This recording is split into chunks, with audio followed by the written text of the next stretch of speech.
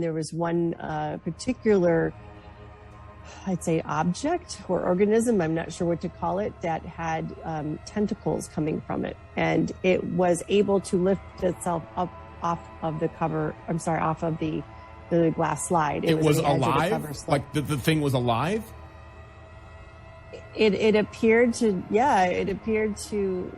be self-aware or be able to grow or move in space. There were several people that contacted Stu and myself saying, this looks like this creature or this creature. And one of them was called Hydra vulgaris. So it's one of the 6 model organisms. And it's the 6 model organisms because it's one of the keys that these people in human genomics and transhumanism really love. And the thing with this one is that it's immortal. It doesn't die. It continually recreates its stem cells. Get this. It also can regenerate innumerable times. It can regenerate so well that if they put it in a blender, blend it up, then take all the pieces and put it back in a petri dish, it reassembles itself, but miniaturized. Oh my God. Yeah, oh my God is right.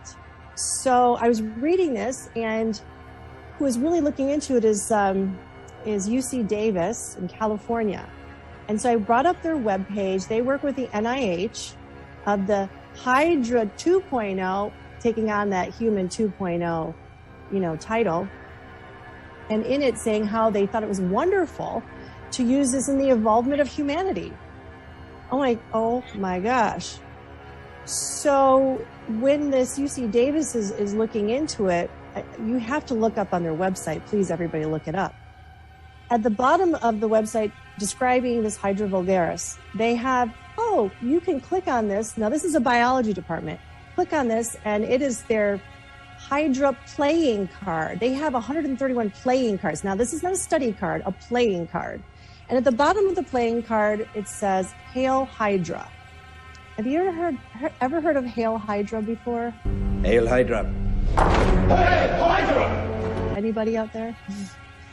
I didn't until I had somebody tell me, that's from one of the Marvel characters. This evil Nazi group, get this, that was able to get an organism to be injected inside of a person that would take over its brain and be connected to an AI program. You can't make this stuff up.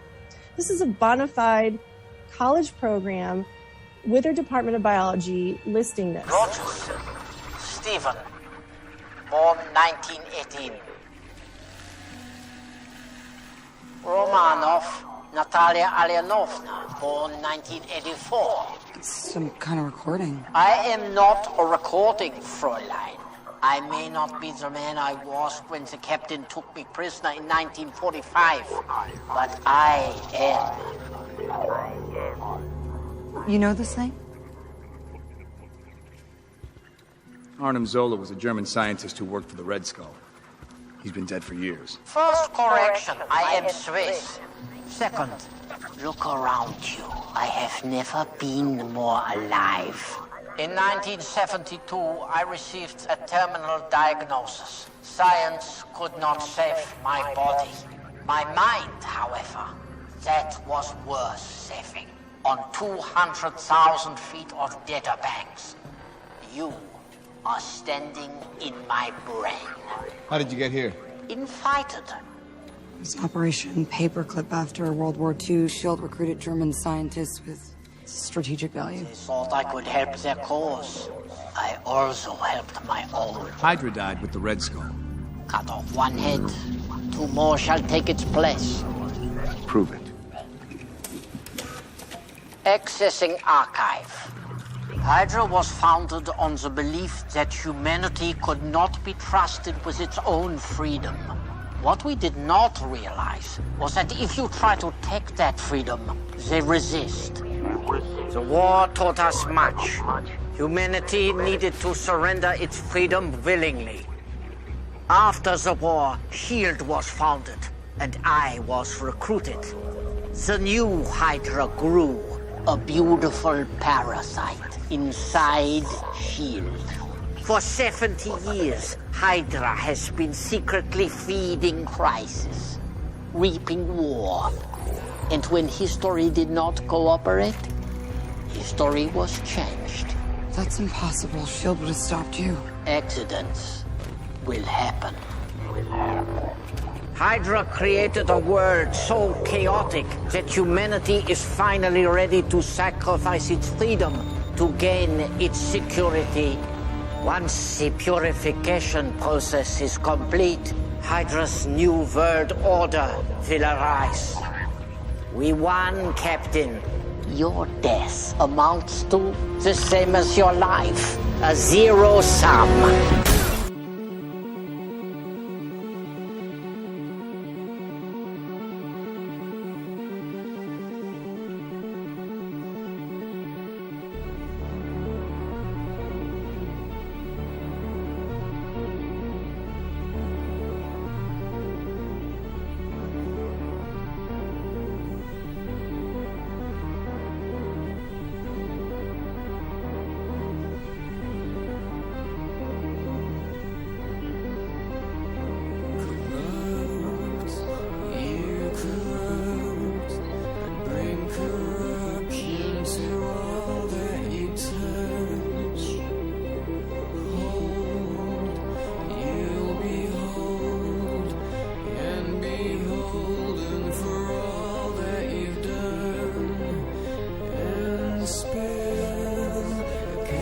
You know what? I believe totally in your freedoms. I do. You got to do what you have to do. But I recommend take the vaccines. I did it. It's good. Take the vaccines. But you got, no, that's okay. That's all right. You got your freedoms.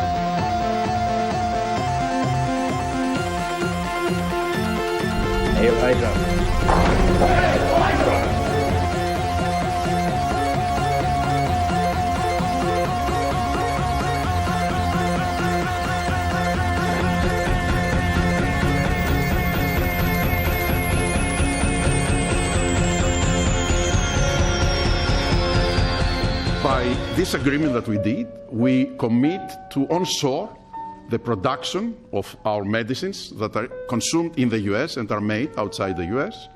And for that, we are ready to unleash our investment portfolio in this country. And the President graciously gave us a 3-year grace period that we will not be subject to the 232 tariffs, as long as, of course, we move the products here. Where are the other companies other than Pfizer? Are you expecting them to come on later? They're all with us. And I was honored to have Albert be the first. He's done a fantastic job. And they're all coming in over the next week. We're making deals with all of them. And I said, if we don't make a deal, then we're going to tariff them an extra 5, 6, 7, 8%, whatever the difference is, and we'll take it that way. So we took away the advantage by the fact that we have tariffs.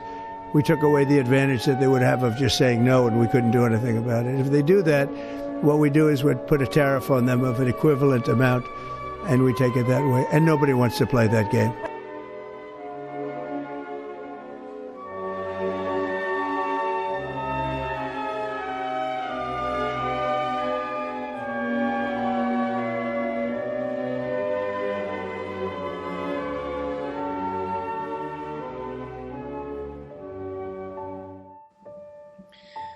Welcome back to the channel. This is BTE TV and this is Tony Jackson. In this video, you will learn why the evil in this world is spreading so quickly and who or what is responsible. They live in penthouses above the clouds or in underground bunkers while the rest of us choke on the toxic clouds they create. They distribute their cures to the uninformed masses, while they have access to the finest food and natural remedies from all over the world. For decades, a powerful few have shaped our world, not for the many, but for themselves, or, in my opinion, for their masters who command them from deep below the ground. They control the money, the media, the laws, and now even the truth. As all life on the earth is poisoned, suffering, inequality, and even death continues to worsen with each passing day. And as our freedoms shrink, their profits and their power multiplies. This isn't a glitch in the system, it is the system. This is the story they don't want you to hear. But it's time we talked about it. And in this video, we're going to find out why this evil is spreading so fast in our world and why those in power are allowing it to happen, even if it means the destruction of their own families and or even the destruction of themselves. And one last thing, of course, this is all just for entertainment purposes only, right? We're just having some fun. None of this is meant to be taken seriously. Okay, now having said that, let's begin. Back in 2019, Jeffrey Epstein's arrest for sex trafficking set the internet on fire, and one image became iconic. This mysterious building on his private island, Little St. James, located in the U.S. Virgin Islands. The gold dome represented those on the religious structures around the world, like the Dome of the Rock in Jerusalem. We found that Epstein's temple most closely resembles this building in Aleppo, Syria, a bathhouse constructed in the year 1384 by a Muslim dynasty. There are obvious similarities, such as the gold dome roof. It's identical. It's identical. Okay? Like that is an identical recreation of that bathhouse. And from the 1300s, right? So we are establishing that this is a group of people who are laser focused on ancient religions. And so remember, this was in ancient Syria in the 1300s, okay? Now keep in mind, this is the time of the Canaanites, all right? The Canaanites were a group who inhabited modern-day Israel, Jordan, parts of Syria during the Bronze Age. They are referred to as ancient biblical texts as Canaanites, okay? So just keep that in mind for later, okay? That's an important point that we're going to come back to, all right? And let's continue. There are obvious similarities, such as the gold dome roof and the stripes, but also notice the identical stripe pattern around the tops of the arches. There is no record of Epstein ever traveling to Syria. Because we have so much to get to, we're going to move forward to what the inside of this temple looks like and skip a little bit of context that I don't think is super important. Inside this structure. In 2019, the closest thing to it was Business Insider releasing the account of a local piano tuner, Patrick Barron, who alleged that he visited the temple to service a piano it contained. However, the video we obtained shows an interior that differs from Barron's description. Through this never-before-seen footage, we show you what it was like to visit inside Epstein's temple. You travel up a gravelly road that hugs the tropical hillside, past what appears to be a helicopter landing site, which is situated in a discreet green field where Epstein and his elite guests would arrive by air. You crest the ridgeline and spot a giant sundial. Seen here in drone footage from a YouTube account named Rusty Shackelford, this large and mysterious sundial-born image resembling the sun. But it also resembles a figure known as the Masonic Man, who first appeared in a 1754 pamphlet commenting on Freemasonry. You ascend further, and the infamous building emerges on a small hilltop up the gravel road. This footage was captured after Epstein's arrest in 2019. Now, some will say, well, this is old footage, but everything related to Epstein is 5 years old. He died 5 years ago, and all of the tens of thousands of videos are also 5 years old. It's still very important for us to ascertain what actually happened. Now, notice that the signature gold dome is missing on top of this building. It was reportedly blown off during Hurricane Maria 2 years earlier. That was the Category 5 hurricane that barreled through the Virgin Islands, causing mass destruction. On the ground, there were two more statues that resemble centaurs, one holding a trident. We believe that those statues are what you actually see here. At the time of this video's capture, they appear to have been moved from the temple to a sheltered area for storage. The statues depict sea creatures from Greek mythology called ichthyocentaurs. They had a human upper body, the forelegs of a horse, and a fish-like tail. Their names were Aphros, meaning sea foam, and Bythos, meaning the depths of the sea. They were often depicted in art as the beings that lifted Aphrodite, Greek goddess of beauty, from the ocean at the time of her birth. Now, approaching the temple, you can observe that the three-dimensional qualities, the architectural features, have simply been painted on to a flat, two-dimensional surface, not unlike the sets for a stage play. Now we are on the inside of the temple. You're looking at a photograph taken inside the temple. There is no piano, no supervillain chair, no sacrificial altar, no child sacrifice. Appears to be no elevator going into the ground, as some have conjectured. Just another renovation project.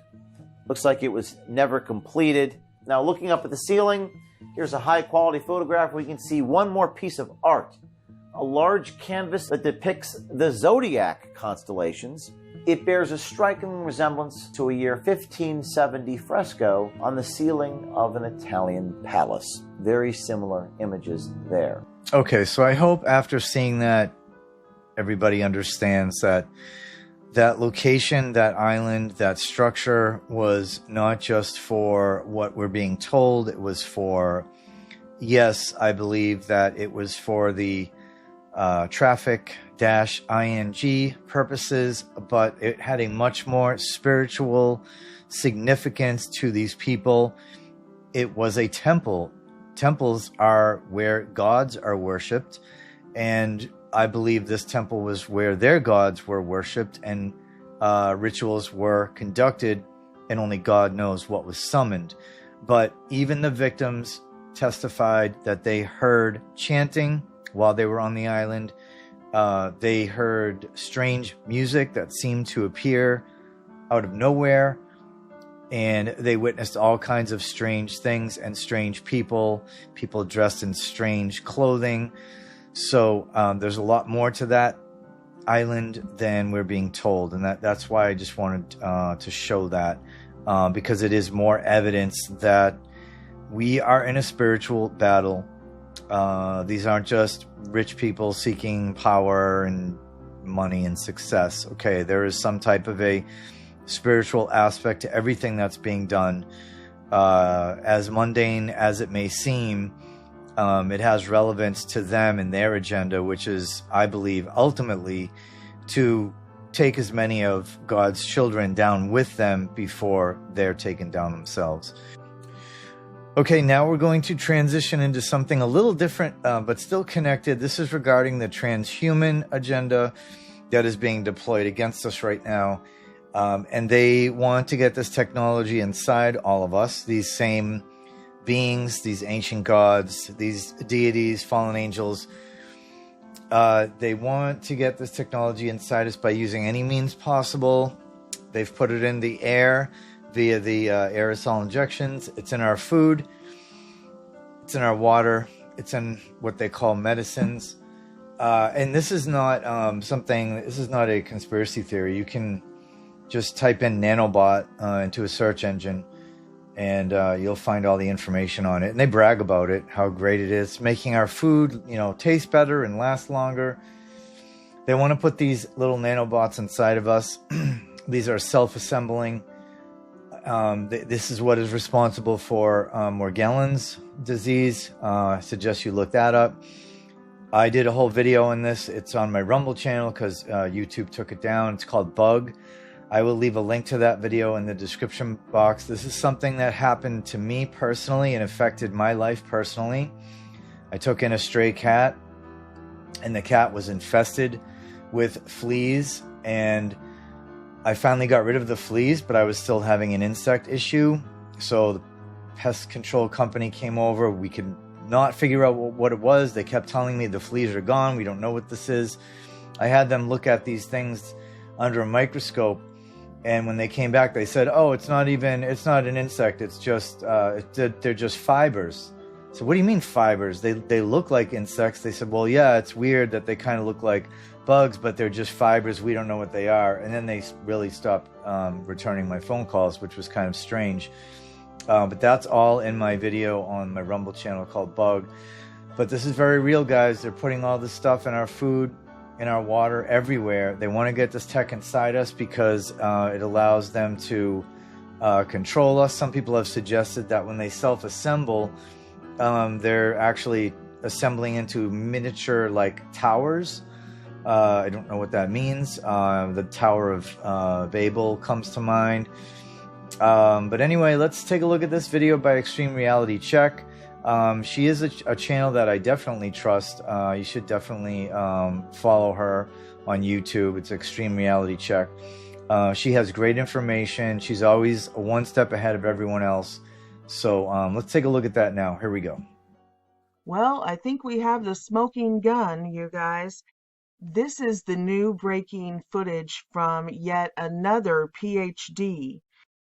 Dr. Botha received this vial of the vaccine hand-delivered by an attorney with an official chain of custody. And she used 2 different techniques to image under a microscope what was actually in that vial. These pictures here on the screen are just some of the images. We'll be going through all of the images and I'll be playing clips. You can see right here. See what they're doing? Now, what does that look like? What does that remind you guys of? Now, what does that look like? What does that remind you guys of? I mean, there's just no doubt. They don't know what it is. She says she doesn't know, but watch. This is the actual video of it on the slide. That is exactly the technology that I showed you guys in that programmable matter video, where they put these sensors all around the objects, the CADMs, computerized atoms, and then they are attracted to each other and they assemble according to an AI program. In the beginning of that video, it's this one right here, the hive mind and AI virtual reality, LinkedIn, black goo and programmable matter, faces in the clouds, all that. About the 12-minute mark in that, I know a lot of people may have missed it because that's a 4-hour video and some people just won't click on that. But about the 12-minute mark, I broke down the steps of how they had created these and made them smaller and smaller and smaller into these nanotechnologies. And these are the images that she just saw under the microscope straight from the vial. See the sensors? And I'll play the clip here again where you can see the video and not just the still shots of them rotating and self-assembling. I mean, does it not look exactly like the same thing? I mean, to me, it's hard evidence that what we were saying years ago, it's real. This isn't science fiction. This isn't like, oh, I'm looking for an interesting YouTube video. This is real. This is terrifying. Billions, with a B, billions of people have injected this into their bodies, along with a ton of other stuff and nano computer components. And I'll show you all the other slides. The black discs that everybody's talking about for the last 24 hours. This is just one of the interesting slides. So here's a little clip of what she said about these. These are images that have never yet been reported on, that have not been widely shown or anywhere that I'm aware of, specifically here in the United States, and they come from Dr. Zandre Botha. And more of her patients have post-COVID vaccine illnesses. So when an attorney recently approached her with a chain of custody documented Johnson & Johnson vial, she looked at multiple portions of the material and found something that no one else has yet shown. Dr. Botha joins us now. Thank you so much for coming. We appreciate this.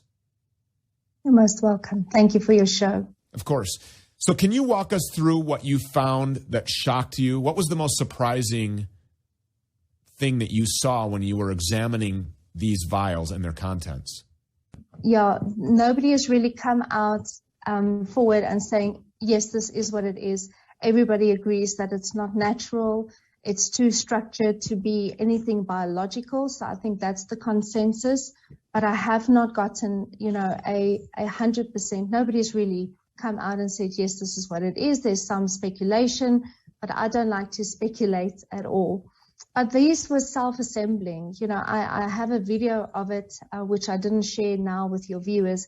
but they were self-assembling, which was very strange. And so I did one at a lower magnification, and then I did one at a higher magnification. And now we're looking at the discs.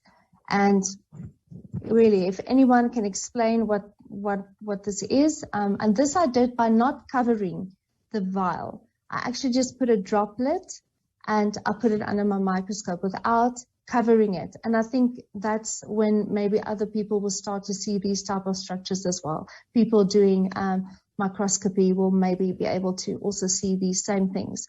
So this is just one droplet from the vial. You're seeing all of this stuff. And you said that you don't think that these look biologic, but that they look more engineered. Can you say more about that? What do you mean by that? Well, I mean, they're very symmetrical, and they seem to be joined together by, I can just say what I'm seeing. I'm not sure what to make of it. If anybody has seen this before, then I would also like to know what it is. But I did about 4 samples, and I saw this in each and every sample. I took it from the same vial, but I checked it 4 times. And then when these black structures, when the sample dried, and this is another technique, is I just left the sample on the slide and it just dried. And then I came back and I looked at it, and then these disc-like structures have they're gone. You can't find them anymore. But these black lines started to form. So that's the next thing I saw. And again, Stu, I wish I could tell you what it is, but I'm not a specialist in molecules or in particles. But you've been examining live and dry blood for an extended period of time. How long have you been doing this? 15 years. And in the 15 years that you have been doing this, have you ever seen anything like this? Nothing. And the only thing consistent about the blood that you are seeing these structures in is that these are patients who have received these shots being called. Yes. Okay. Yeah. Let me ask you this. Is it possible that these are air bubbles? So I actually had a discussion because I wanted to find out what it is. So I went and I looked at some air bubble structures, which were that looked similar, but most of the doctors that came back to me said, they are too symmetrical to just be air bubbles. They're very symmetrical. They're so uniform. But Stu, I wish I could really put a stamp on it and tell you what it is, but I'm not sure. Okay, I'm not sure what it is. Doctors that have examined or looked at your findings have said, no, these are too symmetrical, which would substantiate what you had already said, that these appear to be engineered, whatever this thing is, these black discs with some sort of a metal-looking connector is what I think I'm looking at here. I mean, does that appear to be metal to you? I mean, I don't know. You tell me. Well, when I did the dark field, these particles did reflect. So I'm not sure what to make of it because they are reflective, and I can just in layman's terms say they look engineered to me. If I'm not sure. You've seen air bubbles before. And in the blood analysis, yeah. And these air bubbles are typically not held together by metal connectors or things that shine, I would imagine. Yeah. Well, like she said, if anyone can explain what this is, well, I can. So we know exactly what these are. And they keep, the misnomer is they keep calling them black discs because they're thinking two-dimensionally. But you can see it's not just the sensors around the side. These rings here, this second ring, and then this is shine. These are sensors as well. So if you can see these as the spheres, that they actually are, then you can see that these are clearly cadams.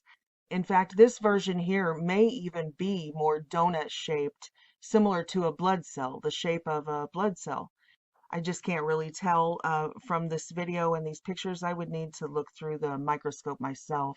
And this is on a micro scale and not on a nano scale. So cadams would be like on the atomic level instead of, say, a molecular level. So these are a little larger, but... Okay, now if you made it this far into the video, I really urge you to stay and watch this last segment. This is going to be testimony by Dane Wigington from the Geoengineering Watch organization, which is a non-profit organization that studies the aerosol injections that is taking place above us in our skies. And he just nails it. I mean, he gets right to the point and just unloads fact after fact at this hearing. So I not only strongly suggest that you stick around and watch this, but that once you do watch it, please share this with friends and family who may not be aware of this. And I'll leave a link to the original video in the description box below. Okay, now having said that, let's get into this. Here we go. Mr. Chairman, to start, we have Dane Wigington online. Thank you to everyone on the panel and for the hearing of this issue. To start with, I want to obliterate the condensation trail narrative. We at geoengineeringwatch.org, and we are the largest organization in the world on this subject. We're the only organization that has taken a National Oceanic and Atmospheric Administration flying lab to altitude, top scientists in it, all on film, all on the record, to sample what heavy aircraft were emitting from nozzles, not a byproduct of jet exhaust, but from nozzles. We processed that at one of the world's most recognized testing institutions, and we found exactly what we knew we would find: climate engineering elements starting with aluminum nanoparticles. Aluminum nanoparticles, bioavailable aluminum, is toxic to all life, period, no exceptions. It is sterilizing soil microbiome. It is affecting root systems. And again, this is testing done with agencies like the USDA and biologists in California. And in our film, The Dimming, we have U.S. Air Force generals, 2 of them acknowledging these operations, former Canadian Minister of Defense acknowledging these operations. Most important of all, we have up-close film footage of these aircraft at altitude, KC-10s, KC-135, C-17 Globemasters, nozzles visible turning dispersions on and off. We have up-close photographs of retrofit commercial aircraft, and I'm not implicating commercial pilots or personnel. These systems are automated, but we have up-close photographs, retrofit nozzles mounted on wing pylons aimed at the exhaust jet stream to make this look like, quote, condensation. When we see a researcher in Antarctica with temperatures 40 or 50 below, with their breath condensing, do clouds start to form above their head? That is a blatant, glaring lie. Again, film footage proves this is a sprayed dispersion, not, quote, condensation. We did about 500 lab tests with the University of Minnesota, an internationally recognized agricultural institution. And with those 500 lab tests over that state, we extrapolated how much material was in that precipitation and projected that globally to determine approximately how much is being dispersed in disguise around the globe on an annual basis. It's something in the range of 40 to 60 million tons. And here's my point. There's a very vast difference between localized, publicized cloud seeding operations and climate engineering. It's comparing an ant to an elephant, and many have gone to great length to try to blur this clear distinction. And the cloud seeding operations, even at smaller scale, are still a very big negative. Anytime you affect the natural cycles, if you do cause something to precipitate in one location, it didn't get where it was going. That's very clear. So when you have people upstream from Wyoming cloud seeding, like Idaho or Washington, and if they were able to cause precipitation, it wouldn't get to Wyoming, obviously. But the overlying massive, exponentially more massive climate engineering Manhattan project, which is geoengineering, is negating any other effect from any other source. And this is well recognized. We have the entire global climate science community stating their urgent desire to put aircraft in the air, spray payload dispersions. These are patented processes, by the way. All that is available. Patents are atmospheric testing, testimony from scientists, U.S. Air Force military personnel, former government scientists. By the way, there's a federal gag order right now on all National Weather Service and NOAA employees. Why would you gag the weathermen if you didn't have something very big to hide? But all this data is in the geoengineeringwatch.org documentary, The Dimming. We are non-political. We don't sell anything. Our mission is to expose this issue. My background is with Bechtel Power Corporation, largest engineering firm in the world. My home was on the cover of the world's largest renewable energy magazine. I have solar, wind, and hydro, and that's what brought me into this issue. When I finished this project in Northern California, in the wilderness of Northern California, I was losing 60, 70, 80% of my solar PV uptake, my solar panel uptake on some days because of what these aircraft were emitting, and I knew that couldn't be condensation. I began to test my precipitation to see if I found climate engineering elements in it. I hoped I would not. I knew it would change the course of my life if I did. I found it there, aluminum nanoparticles specifically. From an initial rain test of 7 parts per billion over 18 months, I had a single rain event with 3,450 parts per billion of aluminum nanoparticles, and aluminum is named specifically in climate engineering patents for solar radiation management. This is literally toxic rain. There's a great effort, and why so many from academia are so invested in denying what irrefutable data proves, film footage proves, military officials acknowledge. Why so many academicians are invested in denying this issue is mind-numbing. The entire global climate science community, again, is urgently calling for solar radiation management to be deployed. It has been for 80 years already. We have U.S. Senate documents at geoengineeringwatch.org, 1,800 pages long, outlining the scope and scale of these programs going back as far as 1978.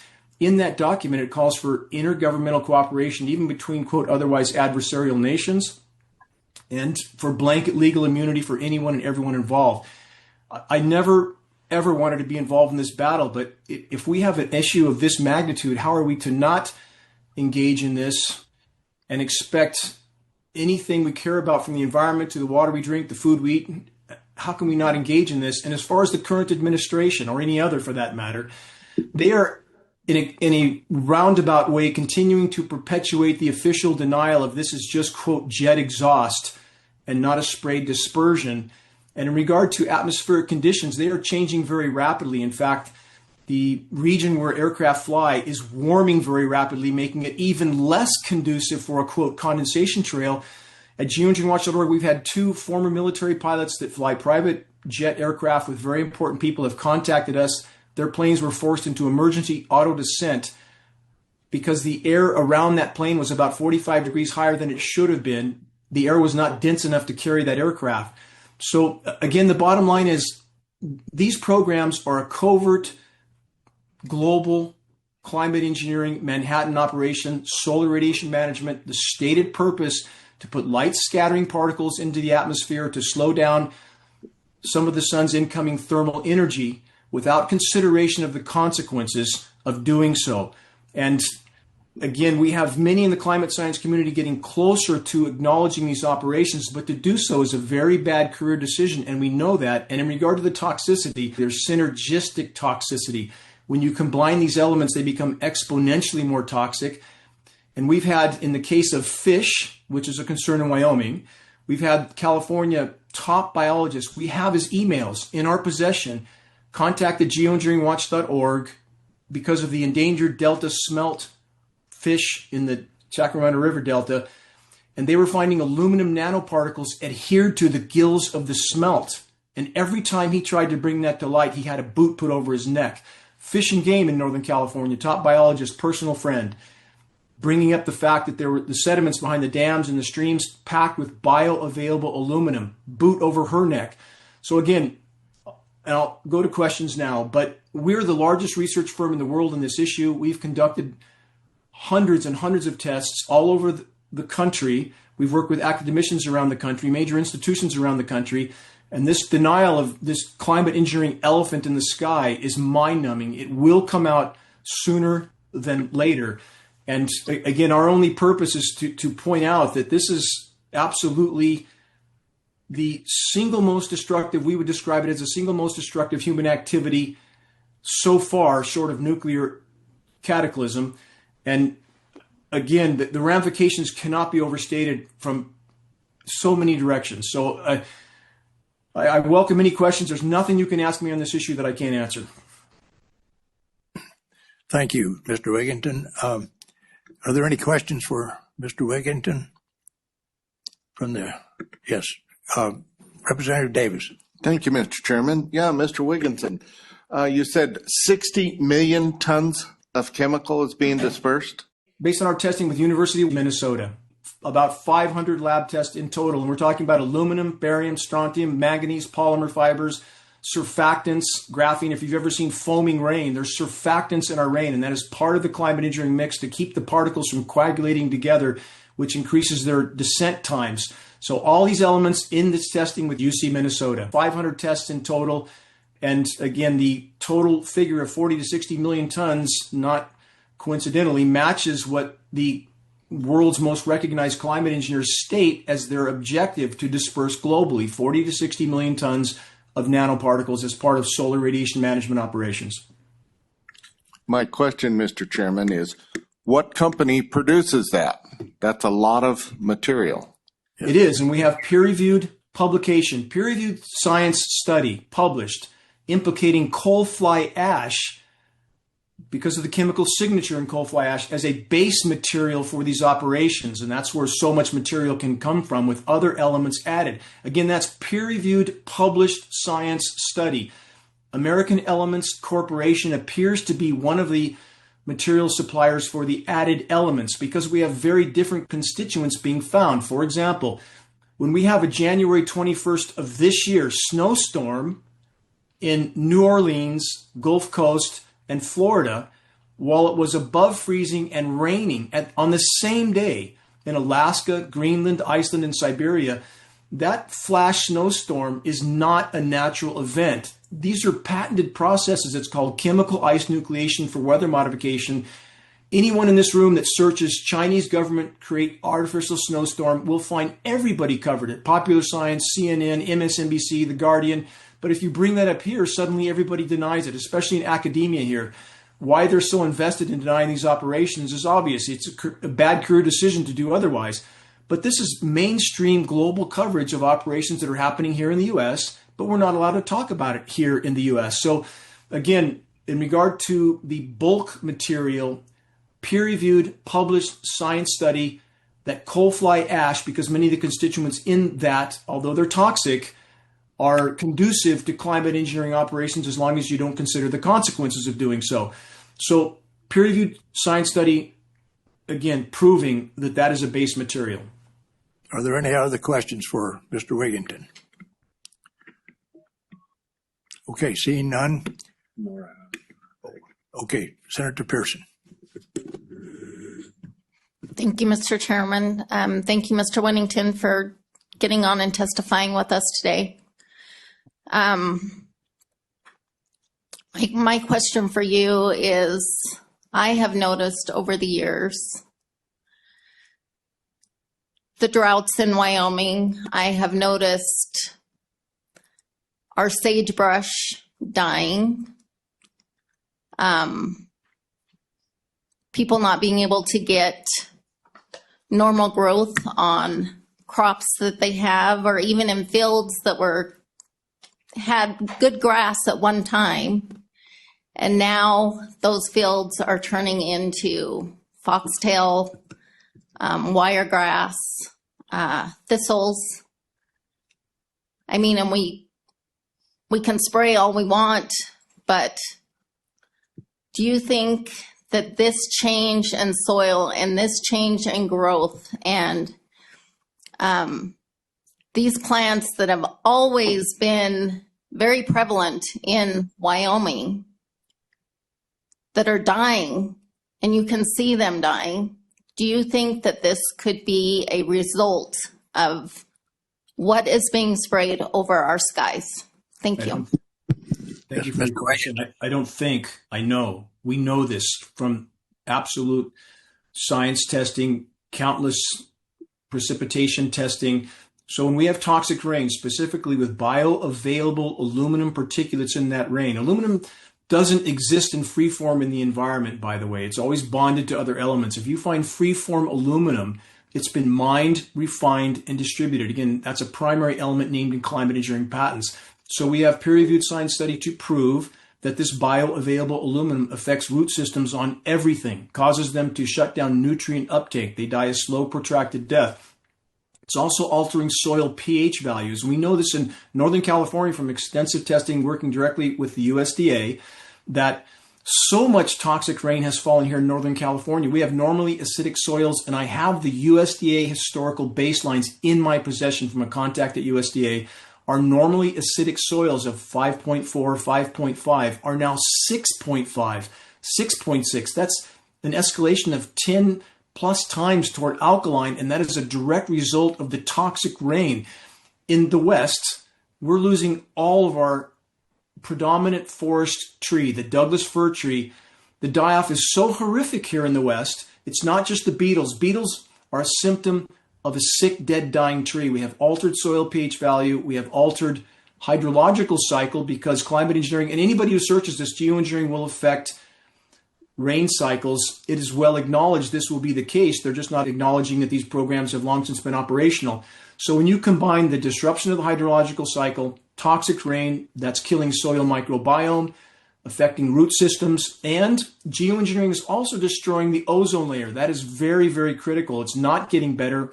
We're metering this with a former NASA contract engineer with state-of-the-art equipment. We're getting UVC in the surface. That affects crops and flora as well. So but when you combine all these elements, you have, again, toxic soil, affected root systems, and because of these desiccant particles that not only disrupt the hydrological cycle, it affects atmospheric RH, relative humidity.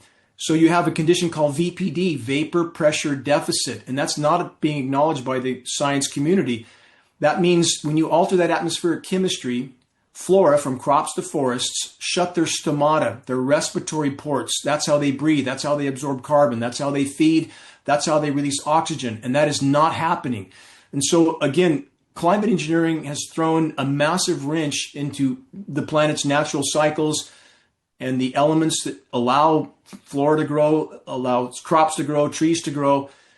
This is a massive elephant in the equation. So the long answer to your question is there's zero doubt that climate engineering is the single biggest factor affecting all of these equations, and we have the whole of the so-called climate science community pretending it isn't happening. And I'll leave it with this. I had a NOAA scientist state to my face, we all know this is happening. We have no First Amendment protection. Again, there's a federal gag order on National Weather Service and NOAA. We don't know what to do. That was her statement to me, face to face. Thank you.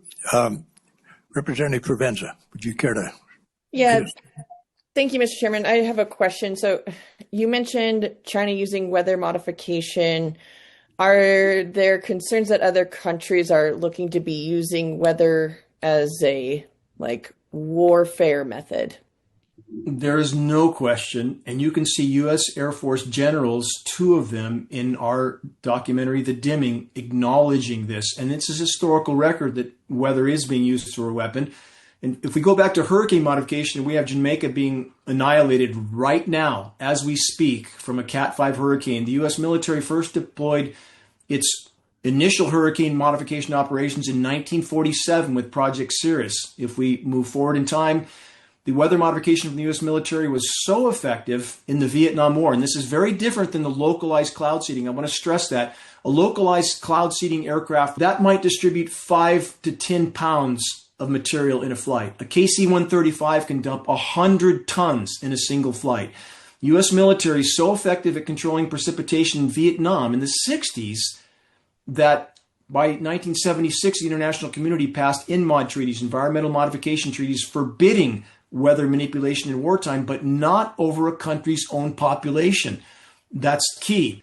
We have film footage of U.S. President Lyndon Johnson. For those that claim this is conspiracy, we don't have this kind of technology. 1962, 63 years ago, on film, on the record, then Vice President Lyndon Johnson stating we had the power to control the world's cloud layer then, and he who controls the weather controls the world. This is definitely a weapon of war. It's definitely been and is being used as a covert weapon of war. The documentation to back that up is mountainous, absolutely mountainous. And again, I would challenge everyone to, if listen to the U.S. Air Force generals, former U.S. government scientists that are speaking out in our film as well, acknowledging these operations. I'm only asking people to do some real research and not to buy the official denial that so many in academia seem so compelled to keep spitting out while these operations rage in our skies. And we have film footage, again, bottom line, film footage at geoengineeringwatch.org of these aircraft, nozzles visible, turning dispersions on and off. This is going on. Mr. Chairman, can I do a follow-up? Yes, you may. Go ahead. Thank you, Mr. Chairman. So if other countries are using this as warfare, my question then is, if we pass legislation like this and we ban any investigation of how to create a defense, how are we going to have a defense mechanism if we can't do any research on it? I'm not suggesting we don't research, and I'm not suggesting that other countries are conducting weather warfare over our country. That is, anything going on over our airspace is our country, our government, and we can speculate on all the agendas and objectives. I'm not going to fill in a blank that I can't know all of those agendas or objectives. But the fact that these operations are real and ongoing over our country, over our airspace, is inarguable. And the fact that there's global cooperation is inarguable. Again, we have posted with important sections highlighted 800-page U.S. Senate document outlining these programs going back as far as 1978. We have many other documents to corroborate this as well. And even the COP global climate conferences that claim to be an effort to curb business as usual, to reduce CO2 emissions, behind closed doors at those conferences, it's simply an effort to actively or passively to force countries to participate in these operations, because you cannot just geoengineer over your own airspace without affecting the entire world. And so again, whatever speculation anyone wants to engage in as to the agendas and objectives, the fact that these programs are ongoing is inarguable, and we have the U.S. military stating on the record that they consider the ongoing climate collapse, this is from the U.S. military, to be the greatest national security threat of all. Are we to think that they wouldn't deploy these operations without asking us? Did anyone ask us if they could detonate 2,400 nuclear bombs? The fallout from Nevada alone, we now have a peer-reviewed study that proved the nuclear detonations in Nevada, which they told no one about, has killed eventually 700,000 Americans from that fallout. So again, I would argue that this is an immediate existential threat.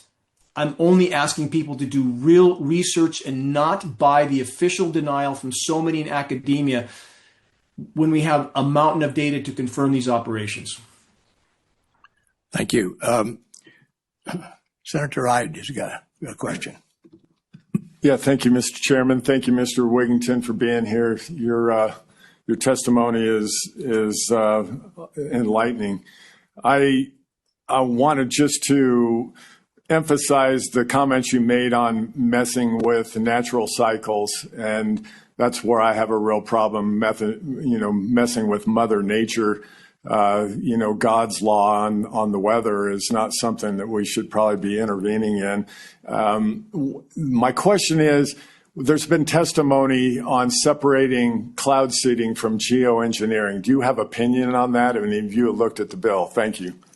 Yes, Mr. Wiggins. You are correct. We are on completely the same page. When you interfere with unimaginably complex natural systems, you can only get a bad result, period.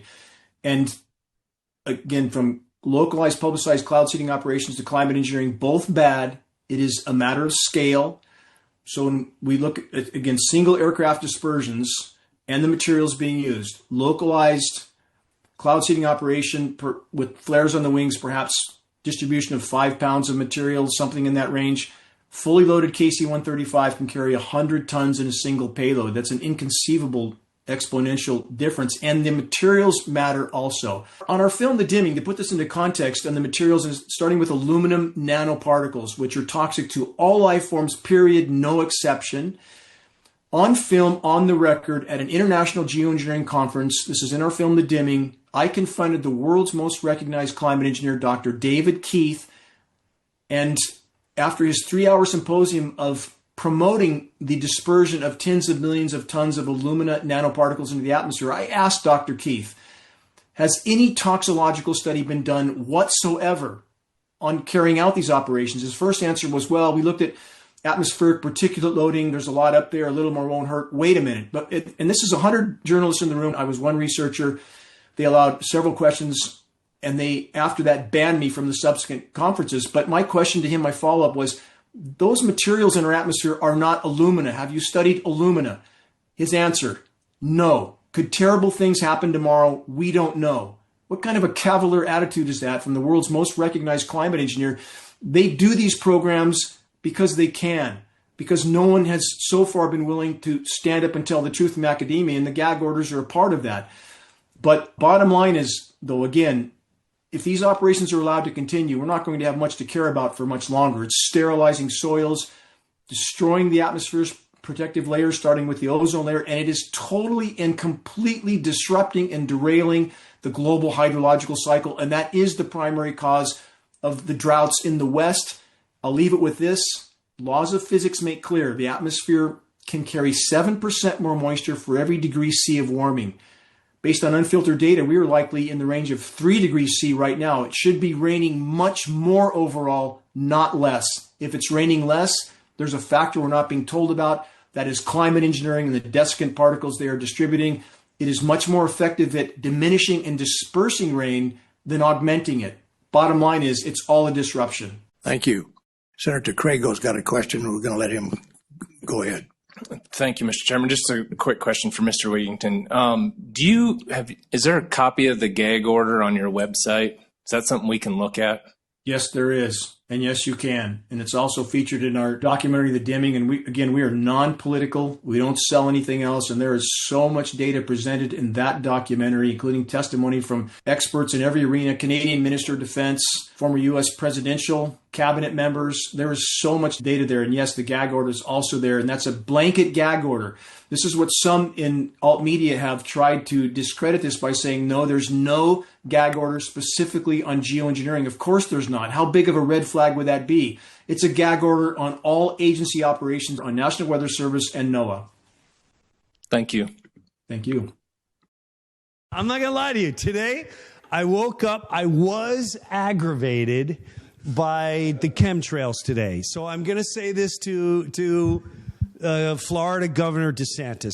Governor DeSantis, you put out a memo in the Florida thing that said we are banning geoengineering and chemicals, and it's a fine, and you can throw in jail, and it's a felony. Well, guess what? When I tell you today was, I filmed it, either somebody's laughing hysterically in DeSantis' face and the entire administration of Florida, just laughing in your face, giving you 2 middle fingers right to your face, disrespecting you like that. And if you want, I beg everyone in Florida, I got multiple messages today saying they were spraying the snot at it everywhere. And they were. We were clear for a while today, and they just kept spraying and spraying and spraying, and would turn into like these clouds, and it would create this huge haze. So I'm begging DeSantis of Florida, did you really ban it? Are you in on it? Are you in on it?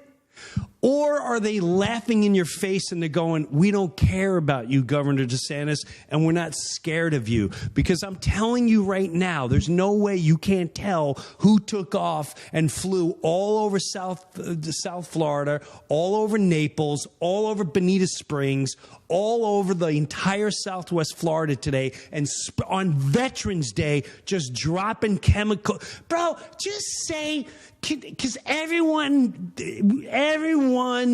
that just say it. Just say it. Just say you want to kill us. Just say you want us to have chemicals. Just say whatever you want. You know, I feel like humanity, we're just ants. We're just ants. And you have our government just like with spray, with a can of Ray, click, click, click, click, laughing. I told them that I banned geoengineering so they continue to vote for my party. They're laughing at our face with everything. So I'm begging you, Governor DeSantis, I'm begging you, tell us, are they laughing in your face as they continue spraying all over Florida? Or are you getting money? Are you getting a kickback? And do you know what's going on and you're just not saying anything? And you pretended it was a political statement to make you look better, and for half the state that sent me things going, hey, you see, he's doing something. And I pray to God you are doing something. I pray to God. I pray to God that we stop with this nonsense of we'll take money to harm human beings. Where are we in humanity where our government? Have you seen the Tucker episode with that guy on there? What are they doing? It's a proven fact. It's patent. Why? Why are you doing this? We have to stop trusting everyone. We have to stop trusting politicians, bro. All the governments. I'm telling you, the reason why they killed Bob Marley, he was selling out to white people, black people. His music was saying heavy stuff. And you know, in one of his interviews, he said, all governments are illegal. All laws are illegal. Politics make rules to make division. They make you want to divide. You pick the side. We never need no government before government. We are just fine, man. And I'm telling you, when I go these third world countries, and I'm not saying we should become a third world country, they all look after each other. You don't vote on who's a judge. You don't vote on who's the doctor. You don't vote on any of that. Everyone knows. Everyone knows because they still have heart, and money didn't buy everyone out. Money, dude, DeSantis, are you spraying us with Raid? You got to make a statement because they're laughing in your face. They're laughing in all our faces. I'll show you the videos. I'll post the vid. You want to, Kyle, do you have the pictures I took today? This is just today. I posted like the last 3 to 4 weeks. I've had videos and I'm like, I'm not going to get into this. I'm not going to get into this. I'm not going to get into this. But you know what? Just, Kyle, you okay? Did I put you in a panic? Your father's here. There's a lot of pressure here. Oh, the screen's not on. Maybe when the electricity went out, the screen went out. Okay. My apology. You guys can see it. I can't. Which video are we looking at? Showing the pictures that you took. Okay. Do you see what they do to the skies? Like, why? Why? Are you just spraying us? Just stop. I would like everyone to go outside tomorrow, look up in the sky.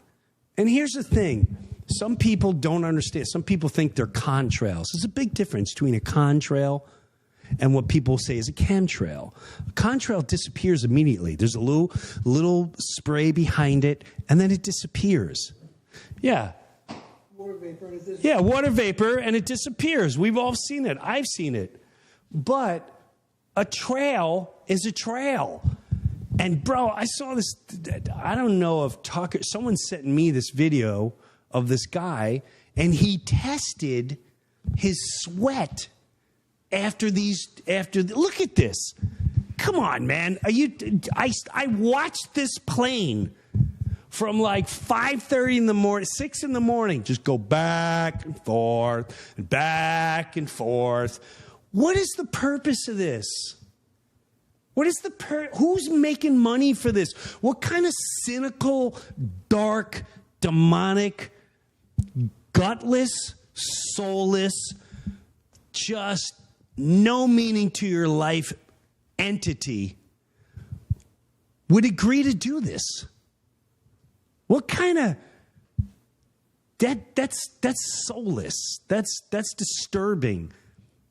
You got to find love, bro. What happened? Your dad passed away when you were young?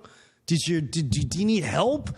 Do you need some love in your life? I mean, we'll all rally around you and give you a hug and tell you whatever you need. Where do you have to be in life that you're willing to take money to spray this over humanity? It's going in your dirt. Bro, I'm begging you guys to look into this. This ain't a conspiracy.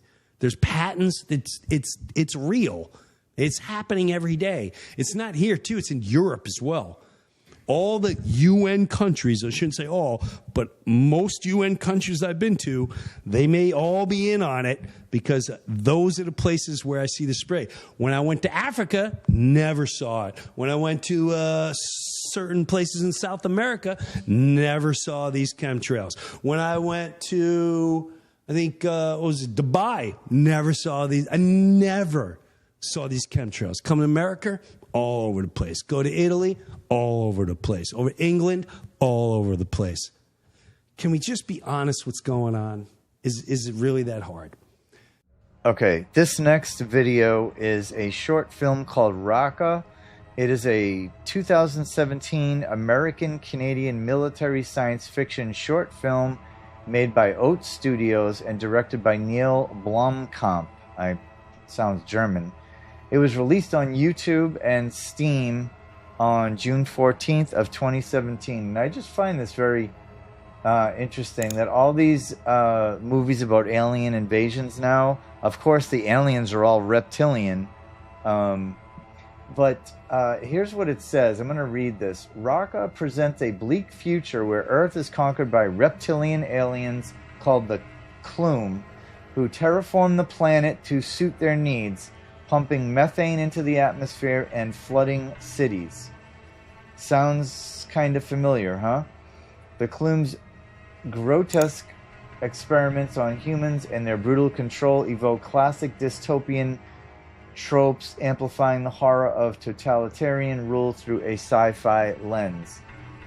And then, of course, it has the resistance, the humans that fight back. And here's another interesting aspect of this. The Clume's experiments and mind control tactics highlight the psychological toll of war and occupation. Survivors are often left mentally broken, and the film doesn't shy away from showing how trauma reshapes identity and morality. Environmental collapse. The Clume's terraforming efforts, burning forests, sound familiar? Altering the atmosphere, mirror concerns about climate change and ecological destruction, suggesting that conquest isn't just political, but planetary. So I think you see where I'm going with this. You know, they always tell us the truth in these movies. You know, our world is being we're being enslaved by a race of reptilians, shapeshifters, fallen angels, vampires. I don't know what they are anymore. Maybe they're one and the same. And mind control, right? We know that's happening. Burning our forests, ruining our environment. And this is the number one point I want to make from this.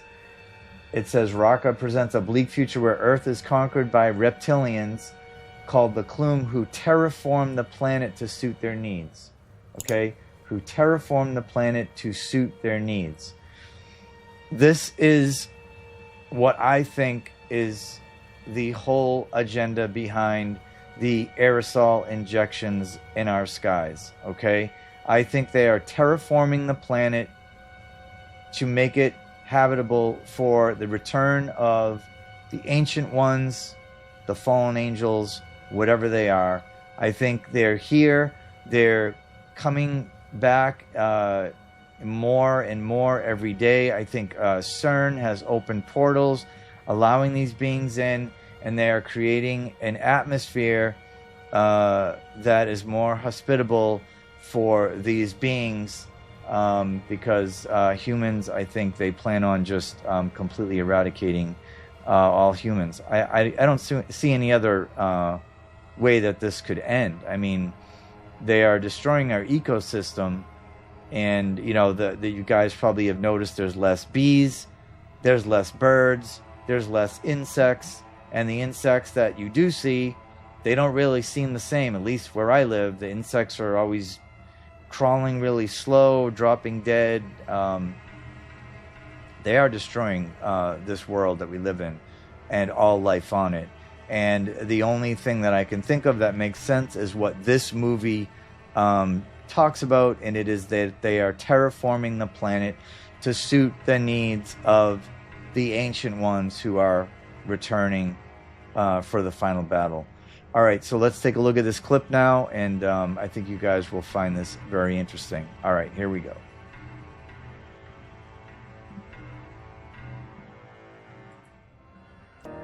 Today, we are going to recap the best sci-fi short movie we've seen so far.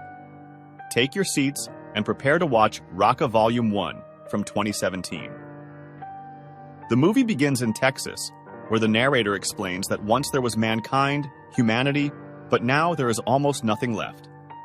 They came to exterminate humans. Then, we see a lizard-looking alien hitting humans who are carrying boxes. The whole Earth is occupied by them. They've taken the cities, culture, and everything that humans used to love. Next, we are introduced to a facility near the shore. The facility has human incubators and keeps them asleep. The facility is covered in strong black energy, and the narrator explains that these are grooming facilities for humans. People who have been there explain that it is worse than hell. Now, aliens are using their advanced technology to destroy everything on Earth with the sole goal of destroying humanity. They've started raising the temperature, causing intense global warming that affects the climate. They've burned forests, killed insects, animals, and eventually humans. They've started hypnotizing humans and controlling their minds with their psychic powers. In defense, humans had to build brain chips to protect themselves. But building brain chips is hard when everything around is destroyed. So, it's a matter of time before humanity is destroyed.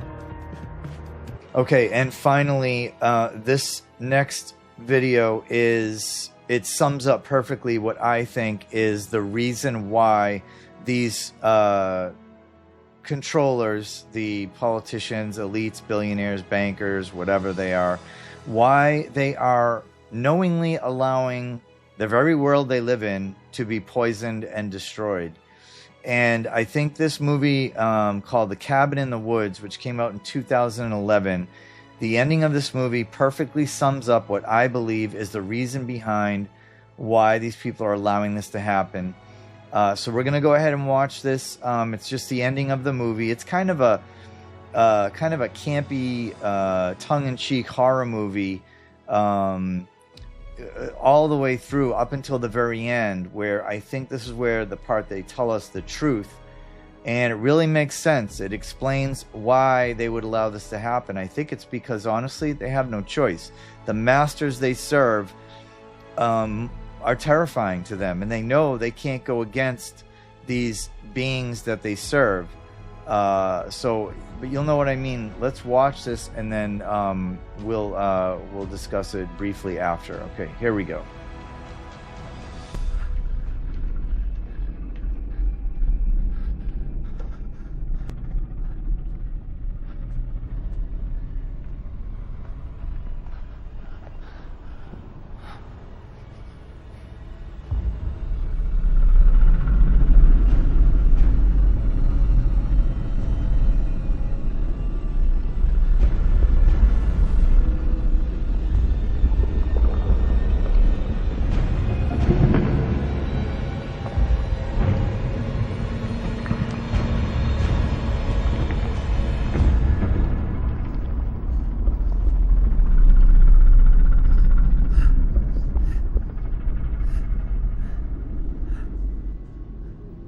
Look at these.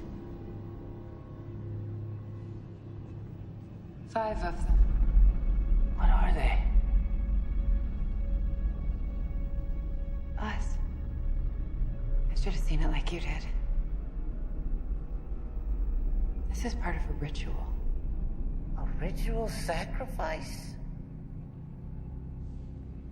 Great. You tie someone to a stone, get a fancy dagger, and a bunch of robes. It's not that complicated. No, it's simple. They don't just want to see us killed. They want to see us punished. Punished for what? For being young.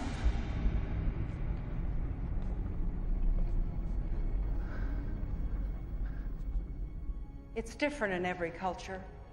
It has changed over the years, but it has always required youth. There must be at least 5. The whore, she's corrupted. She dies first. The athlete, the scholar, the fool, all suffer and die at the hands of whatever horror they have raised, leaving the last to live or die as fate decides. The virgin. Me? Virgin? We work with what we have. What if you don't pull it off? They rise. Who does? What's beneath us? The ancient ones. The gods that used to rule the earth. As long as they accept our sacrifice, they remain below. But the other rituals have all failed. The sun is coming up in 8 minutes. If you live to see it, the world will end. Maybe that's the way it should be. If you gotta kill all my friends to survive, maybe it's time for a change. We're not talking about change. We're talking about the agonizing death of every human soul on the planet, including you. You can die with them, or you can die for them.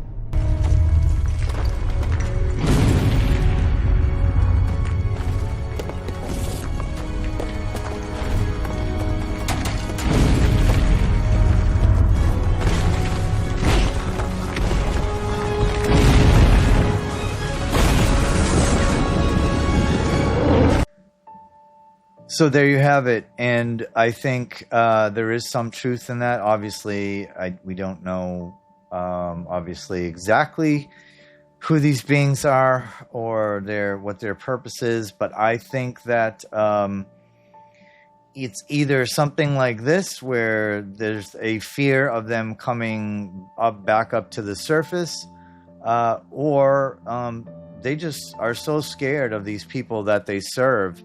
They dare not go against them, which is why you rarely have any whistleblower politicians. When's the last time a politician has just come out and spilled the beans on something? It never happens, and I think it's because they're absolutely terrified of the people that they serve, the real, the people that are really in charge, because they know who and what they are. That's why they can lie without even, without even a second thought or a care in the world. They just lie. It just flows freely out of their mouth because they know what's at stake if they go against their orders. Anyway, so let me know in the comments what you guys think about that. It's a theory I've had for a long time. I saw this movie when it first came out in 2011, before I was awake, and then I saw it again a couple years ago, and when I saw the ending, I was just stunned. My jaw hit the floor, and I said, that's it. That is gotta be like what's going on. It just makes a lot of sense. All right, well, having said that, guys, thank you very much for watching, and I appreciate all of you and your support. Good night, and God bless.